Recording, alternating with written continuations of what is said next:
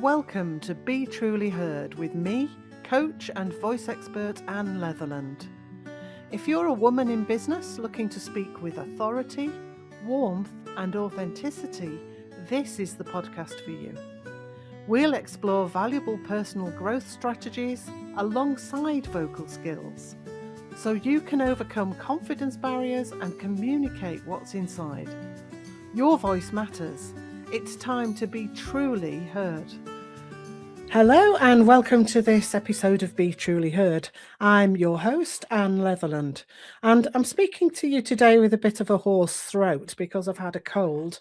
So I'm taking my own advice later and I'm just going to rest my voice and hydrate really well. There you go. You have to follow your own advice, don't you? Anyway, today we're talking about storytelling and the part that most people miss, which is delivery. Now, I had a wonderful session a few episodes ago with Ed Nell, but we're going to today meet Karis Gill and get another viewpoint on this. So stick around. A great story can still fall flat if your voice doesn't bring it to life. And Karis, my guest, is a storytelling trainer who came to this work through building a social enterprise and learning how to pitch in a way that makes people feel something, not just think. She teaches a simple framework of founder story, process story, and conversion story. And we're going to explore how these stories land when you speak them out loud. So welcome, Karis. Thank you so much for such a lovely introduction. Oh, you're very welcome. It's a pleasure to have you here on Be Truly Heard.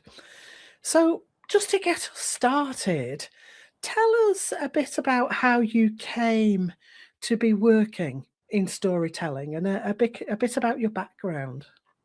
Yeah, so about 8 years ago, I came up with what I thought was the best idea in the world. I was at a freshers' fair, which is when you're at university, you've got all the stalls of all the clubs that you can join. I was at a freshers' fair in Canada, and I came across a stall that I didn't realize would change my whole life. And it was the Social Enterprise Club. And oh, what's this? I'm studying business. I like enterprise, and I was already doing lots of work with charities, so I'm very passionate about that. They said, "You don't know what a social enterprise is?" I went, "No." They went, "Well, everyone in Canada knows what a social enterprise is. Where are you from?" And a social enterprise, I found, was basically a marriage between a for-profit company and impact. It was a business that was leading in creating a social impact. And I just thought this was the most amazing concept, and I couldn't believe I hadn't heard of it before. And it turns out that lots of people in the UK hadn't heard of social enterprises before. I thought, my goodness, I have to find a way to bring this concept to the UK. So I thought, I'm going to start up a social enterprise. And the idea for a social enterprise gift hamper company just popped into my head, because if you know about social enterprise but your mates don't, you can give them this wonderful hamper filled with chocolates, biscuits and sweets, which each have a story, such as they might be packaged by individuals with disabilities, of making the world a better place. So I discovered storytelling by accident, because I had this idea. I was trying to bring it to life. I was so passionate about it, and I was just failing at every turn. We'd been rejected from 7 figures worth of funding over the first 2 years of starting this social enterprise. And I thought, oh my gosh, there must be a better way in order to get out. We've got the best idea in the world. How do people not feel what we feel? So that's when I accidentally learned about storytelling, and I don't remember what book it was, but it was through a psychology book. And it was just something I thought, oh, that's really interesting. I thought, maybe if I learn a bit more about storytelling, then I could tell the story a little bit better. I still thought storytelling was fluffy at that stage, but I started to get into storytelling. I started to learn about storytelling, and I first used it on a pitch deck, which I'd been rejected from, like I said, 7 figures worth of funding. I completely pulled it apart, rebuilt it using the principles of story, and we just kept winning everything, and we won so much money, and we were using it in sales and marketing at the same time I was experimenting. We started to land really big contracts, and everything just exploded like really quickly. We grew very, very fast, and it was very overwhelming. But that is a story of how I learned about story. And a great story it is too. I mean, that is just a wonderful I suppose, witness to the fact that storytelling can really turn things around for you. And it's that click moment, isn't it, where you suddenly realize what it is that you need to do. Absolutely, because there's a million and one ways that you can grow a business, but nobody ever presented using storytelling strategically as one of the ways. And the marketing and salespeople and everyone gives you different advice. And I went to this one Mm. webinar and it's like, if you post on Instagram every day at 10 a.m., you will go viral and you will have a successful business. You know, you hear so much noise and rubbish. No. But this was something that was really refreshing to me, and it wasn't presented as a way to grow your business. I made it into that, and now I'm like, well, I need to share this with the world because it's what worked really well for us, and people are just not teaching it. People are not hearing about it, so I need to spread the word that story is an amazing tool to grow your business, and it will land you more sales and more money if you're pitching as well. Fabulous. And that's whether you're writing things or whether you're speaking them as well, isn't it? And I think Yes. particularly if you're speaking, and then you need the skills to actually tell that story. It's possible to tell a story in a very boring way. So we need to overcome that as well. So you describe our brains as story-led. What does that actually mean in practice? And why do so many smart people still default into dumping, if you want to put it that way? Well, neuroscientists have found that we think in story. And when we hear information, we put it together in the form of a story, is how our brains work, which is why if one of your clients messaged you saying, hi, I need to have a call tomorrow at 9 a.m., you're going to be thinking, oh my goodness, do they not want to work with me anymore? Did they not like the proposal that I put out? Have they got more work for me? You're going to create a story. And often we default to the critical and negative stories because we've got We do. cave people brains that are trying to protect us, but we will create a story even if there isn't a story there. They might just say, oh yeah, I just wanted to run this idea by you. You know, we'll create a completely different story even if there isn't one there because of we think in story. So that means when we're listening to a presentation, when we're listening to a guest talk, anything, we are trying to piece together the story in our brain, the cause and the effect. We're creating a character arc in our minds. So if we, as speakers and as educators, as business people, if we give someone the information where it's already presented in a story, instead of trying to figure out that story, it's presented to them, so they've got a lot less work.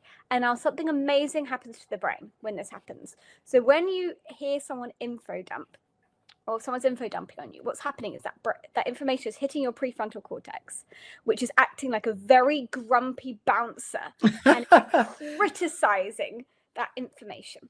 But when you hear it in the form of a story, our brain chemistry completely changes and the criticizing completely dials down and the imagination dials up. So the neuroscience shows we are more likely to be persuaded when we hear information in story. We stop criticizing information, we start imagining the information. So that is why story is so effective in tool in communication, because we're literally more likely to be persuaded and we're less likely to be critical when we hear story, and we give someone information the way their brain is designed to receive it, so they don't have to do all the hard work. They just have to consider what you're saying instead of trying to criticize it and judge it. But we automatically often default to info dumping. And my opinion of why we do this is because it's seen as what is professional. The business world was created by men for generations, where you had to be no emotions, you have to go for drinks, play golf, have a suit and tie, and the emotion aspect was stripped away from business, and they looked at data and facts. But we are emotional people, and when we bring what's really human back into business, we have a real advantage because we are not AI robots. We are all humans, and we respond to story and we respond to emotion, and we make decisions based on emotion and it really influences business decisions. We back them up by logic, which is why we think they're logical decisions, but they're not. We lead by emotion. That's a wonderful answer, Karis, and you've touched on some really fascinating things there, which are important in my work too. But first of all, the fact that we tell ourselves negative stories, about 1,200 to 1 apparently, with against positive stories. And a lot of my work involves helping people with that. So there's that one. There's then the idea that we can change that story. We can tell ourselves a positive story. So that's how I actually work with them. And the fact that those stories influence our whole nervous system, how we respond in our body, and how we actually let our voices out while we're telling those stories is vital as well. Could you give an example of a positive story someone would need to hear for their A positive voice? story, yeah, of course. So there's that thing of public speaking, isn't there? Oh, I'm no good at public Yeah. speaking. It goes in the head. I've got this presentation to give. It's going to be awful. What if they don't like me? What if I forget what I'm going to say? What if I say something wrong? And we can do a lot of reframing, and it sounds glib. It takes longer to do than I'm describing. But we can reframe into, okay, I don't like public speaking, but I've got everything I need to overcome this and to do a good job. I know my stuff, I've prepared it, and I can tell my story, is how I'd reframe that. So it's like looking at limiting beliefs and It is, repositioning them with a yeah, positive story. Yeah. it is, absolutely. And then looking at how that affects the way that we feel physically, and how that affects our breath control, how that affects our body muscles, how that affects our body language, and therefore how it affects also our voice and the way that we're perceived and the way that that message is taken up. So there's a lot more to it than this, but yeah, confidence is a huge thing in storytelling. And it is. And it's when you tell a story with confidence, you tell it differently, and it lands differently as well. And so I think because we're criticizing ourselves all the time, do you know what I mean? We're very, very critical as humans. If we're starting off telling ourselves, oh, I'm rubbish at storytelling. Oh, I'm rubbish at being on stage. No one wants to listen to me. We're not going to tell a story as if people are really excited to listen to us, and our story won't land as it could. Yeah, absolutely. It's you've got to think of it in a way as like telling a story to a child. Yes. Once upon a time, there were 3 bears, and there was a girl called Goldilocks. They're going to be asleep before you even get to the 3rd line. For sure. Goldilocks went into the house and ate 100% of the porridge. Oh, snore, So we've got to frame it better than that. There are things that cause ups and downs in the emotion of the listener. What I call the vocal landscape as well helps that to land. So that the highs and the lows of the story. Yeah. Where are the emotional trigger points? And I think this is something that can be strategy. It's not just accidental. But the more we trust ourselves, and you're quite right, that builds confidence. The more confident we are, then the more interesting that telling of the story is going to be. So you teach 3 core stories: founder, process, and conversion. So which one do most people avoid, and what's the cost of avoiding it, do you think? People avoid storytelling in general. They avoid anything which is about themselves. So there's different reasons people avoid each one. So for the founder story, people think it's all about themselves when it's not. Your founder story is about your client seeing themselves in your story and feeling excited by that. It's about them getting to understand your essence, your vibe, your values, and the fact that you're an authority in this space. But people see it as, oh, I don't want to talk about myself. It's embarrassing. It's cringy. And so they avoid that part of it. But they're not giving themselves the chance for people to understand who they are and be drawn to them and want to work with them. So the process story is something that people just don't develop. They don't think about it. They land on sales calls and they often haven't got a thorough plan of what they're doing. And that's what the process story is really great for, is when you're on sales calls. So they avoid it because they don't know that they need it and they don't understand how it works. And the conversion story is something that often people do. Conversion stories I see quite a lot of out there. They're really, really effective. In conversion stories, you can land a client really quickly if you have a really good conversion story. But often people undersell themselves on conversion stories, and they take out the person on the other end and what the other person wants and needs to feel, and they don't consider the audience in the conversion story. So there's different reasons people avoid the different stories, but as a whole, people avoid storytelling. They go, oh, I'm not very good at it. And it's like, that's not true at all. So tell me a bit more about the conversion story. What does that consist of? How would you put that together? So conversion story is more stories than just story. So I recommend people have a lot of different conversion stories. It is the data that proves you can deliver what you say you can deliver, and that you have done it for either yourself or other clients. So conversion stories could be, for example, if let's say you were going for a pitching competition, I would find another client that I'd helped with the pitching competition, and I'd say conversion story. And I might say, well, I was helping this lady with her pitch, and we were pulling it apart, and we realized that the most important reason she needed the money, which would be the reason she won the competition, because she could do more with that money than anyone else, she was not even emphasizing the fact she needed the money. So the judges didn't know she needed the money. So when we told the story about that, about her reason to need the money, we built up to that. So the peak point was this absolute need for this money. And then with the money, we painted this really exciting picture of what she could do with it. She went on to then win £70,000 after Amazing. we did that story in her pitch. So the conversion story there is people would need to know the £70,000 because they're thinking, oh gosh, I've got a pitch coming up, I could win £70,000 too. But they would need to understand a little bit about, is the person who did this, are they like me?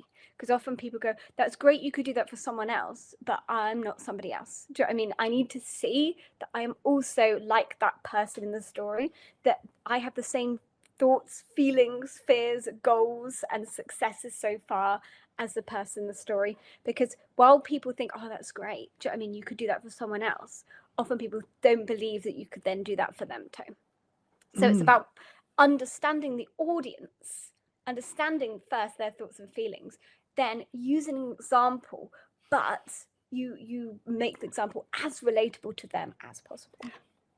That's really important. And it's the same when you're actually speaking to a group of people as well, or even to an individual. It's important that people can see themselves within the story and relate to it. And that's true whether it's to do with speaking in public, or whether it's a post, or whether you're speaking to an individual by phone or by Zoom, whatever, isn't it?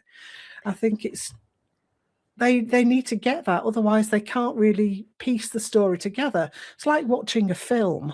If the film goes nowhere and the ending's bad and people can't relate to the emotions, then they won't like the film. Storytelling is very similar in movies as it is in real life, but we don't have to have an hour and a half in order to communicate a story. You could do it in 30 seconds. The longer you have, the more potential for, do you know what I mean, emotion and impact, but you could still very effectively in 30 seconds.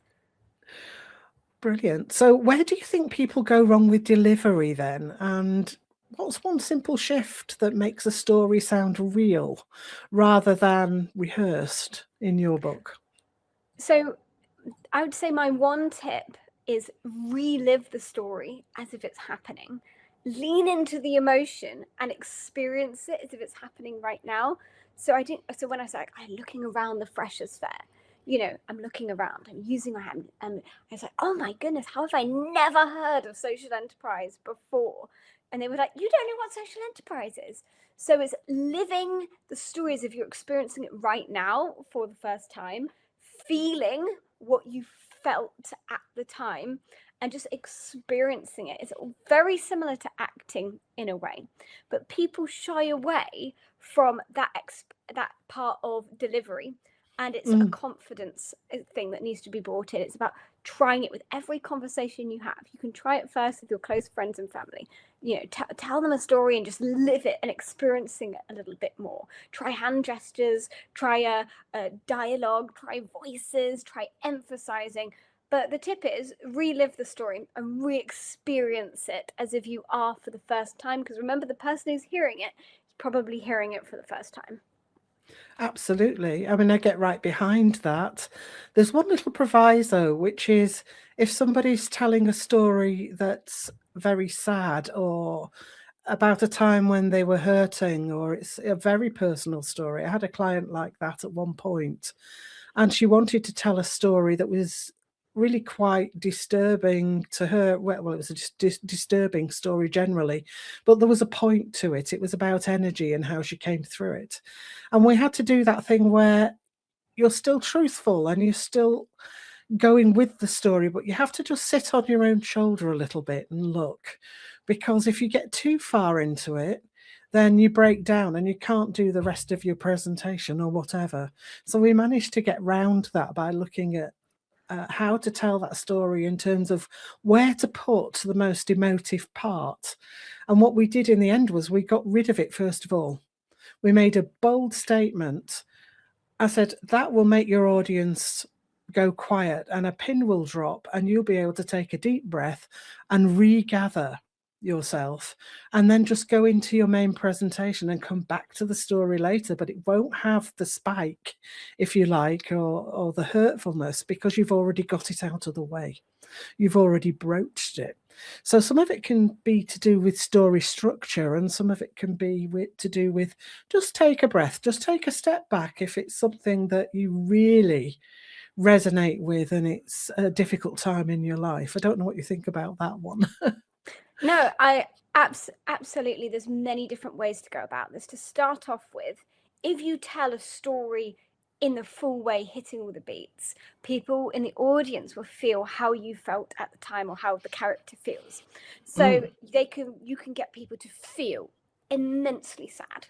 If you tell a story, really sad story, you can get everyone in your audience to feel immensely sad. So you have to think, is that first what I want? And it could be what you want. You want them to truly empathize with the characters, in the people in the situation. If it's a charity that you're involved with, you're trying to get people, you absolutely can. But then what if they associate that with you? Is there a point you lift them up out of that and you go into, and that was my story, but now, and then you go into all the exciting good, then that can absolutely work. But for some people, they just can't go to that place. For example, I was working with a client and they were going through the immense grief of a child, and they didn't want to relive that. They wanted to let people know it and then focus on the important work they were doing. And it was because they couldn't go there. Do you know what I mean? They had to protect themselves. So they didn't relive the story. So people didn't feel it, but they understood. Do you know what I mean? We all understand how awful it must be to lose a child. So there's very, very different there's no one way. Depends, do you want to make everyone sad? So I do that in my workshops. I tell people a really sad story, and it's for the purpose of showing how I can control how everyone in the room feels. And I'm showing them, and because it's easier to do it with a negative story than it is with a positive one. I say, I'm going to make you all feel really, really rubbish right now. And I tell a really effective story. It works. I say, do you feel that energy in the room drop entirely? And they're like, yeah, that's crazy. They're like, my heart is in my chest. Do you know what I mean? I feel so, I go, yeah, that's the power of effective storytelling. Yes. The story I share was I was out in Tunisia when I was 19 years old. I was working out there, and it was when there was a big terrorist attack. So I share my experience of that out there. And because it's such a dramatic story, do you know what I mean? There's a lot of build up, and then everyone can really understand how awful that situation is. So yeah, there's many different things you can do when it's sad stories, but you need to think, how do I want to make them feel? Why do I want to make them feel like that? And is that optimal? Do you know what I mean? Do you know Mm. what I mean? Mm. Is that optimal to make everyone feel really, really rubbish? Is there a lift up point to it? I find people tend to like have a more positive response to positive emotions and stories. But if your story doesn't lend that, people remember you and be very moved by you if you move them and you make them feel something, even if it's negative. Absolutely. I don't necessarily think these difficult emotions are negative. I, I think they're a part of people's stories, and you're quite right. It depends on what the point of your delivery is, of your talk. In this case that I was speaking about, it was she did move on to something unique and better and was actually an energy coach. And so it became very, very positive. It was just that this story upset her every time she approached it. But she really wanted to tell it. It was a really important part of the piece. But you're completely right with that. And so it's dependent on whether you're doing a pitch, whether you're giving a general talk, whether you're in a meeting, whatever the situation is, as to how you will frame that story. And again, this was just a special talk at a conference as opposed to a pitch per se. So we could go on all day, couldn't we? I say that to nearly every guest I speak to, but I'm going to have to round things up and ask you, Karis, where can people reach you if they'd like to speak to you? So LinkedIn is where you'll find me the easiest. My name is Karis Gill. That's Karis like Paris, spelt like Paris with a K. Paris with a K, and then Gill like the fish. I think there's only 2 of us in the world, 2 Karis Gills in the world. So it's quite easy to find me over on LinkedIn. I love that. I don't know if there's any more Anne Leatherlands out there. But thank you so much. It's been so illuminating speaking to you, and you're very inspiring. Your energy is wonderful. So thank you for coming on. Thank you so much for today. having me. You're very welcome. And hopefully we may meet again on the podcast, I think. There are more things to say around this. So thanks so 100%. much. Thank you. Okay. That's it for this week, folks. So I'll see you in a couple of weeks' time with the next episode. Don't forget to check in on Thursday morning, and I'll see you then. Bye for now. Thanks for listening to Be Truly Heard. If something landed with you today, share it with a friend or leave a review. It really helps more women to find their voice. Want to go deeper? Join my email list for exclusive tips, resources and invitations to events. You'll find the link in the show notes. Until next time, remember, your voice is powerful. Let's make sure it's truly heard.